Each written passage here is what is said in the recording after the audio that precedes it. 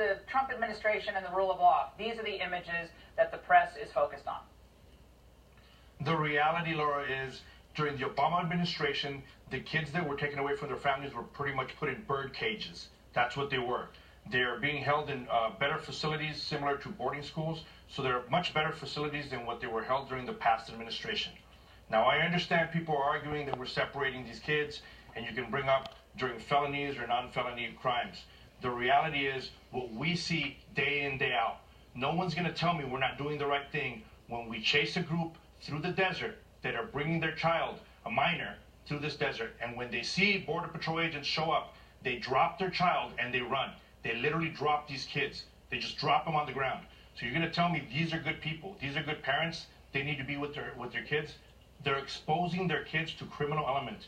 We've seen many, many times where these individuals grab their children, they put them in the trunk of a car, they hand them over to coyotes, they hand them over to smugglers, people that obviously have some kind of criminal record, and they either walk through the desert or they go through a different car. Anybody in the United States, as a parent, that should be sickened by those things. I would never hand over any of my children to somebody with a criminal past, much less allow them to put them in the trunk of a car to come through the desert. I think that people think that it's always parents, just parents who've come all the way from El Salvador are just walking up to the border. A lot of the times the kids are coming up to the border and they're hooking up with adults on the way because they know as long as I'm a child and I'm with an adult, before the family unit, like Ethan wants, could stay for a while, 20 days, or they get released into society. That's why they're coming with children, because they can get a fast pass to release. Now, Ethan, I want to play for you Obama and Hillary both responding to the other big border crisis, which was in 2014, what they said about the unaccompanied minors. Let's watch. We have to send a clear message. Just because your child gets across the border, that doesn't mean the child gets to stay. Our message absolutely is don't send your children unaccompanied on trains or through a bunch of smugglers. That is our direct message to the families in Central America. Do not send your children to the borders. If they do make it, they'll get sent back. Guess what? They weren't sent back. Almost none of them were sent back. And they heard that, perhaps, even though they weren't sent back.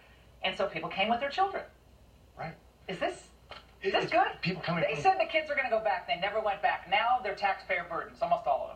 And a lot of them are actually now productive members of our society. Oh, really? As well. From 2014? They're like 13 years old. They're productive members. What are you talking about? They're in public schools. How many DACA recipients do you know? Some of them have become very successful members of our These aren't DACA recipients. These are people just from a couple of years ago. And they'll become successful. They're always valedictorians in your eyes. Not always, but many of them are productive in many different ways. But this is why we want to keep families together. They're fleeing desperate situations. We are so blessed and fortunate in this country that we don't experience that on a day-to-day basis. So we want to keep them together. Well, you might not experience on a day-to-day basis, but there are a lot of Americans, 13.2 million children, living below the poverty line, 18 or younger, 24,000 per household.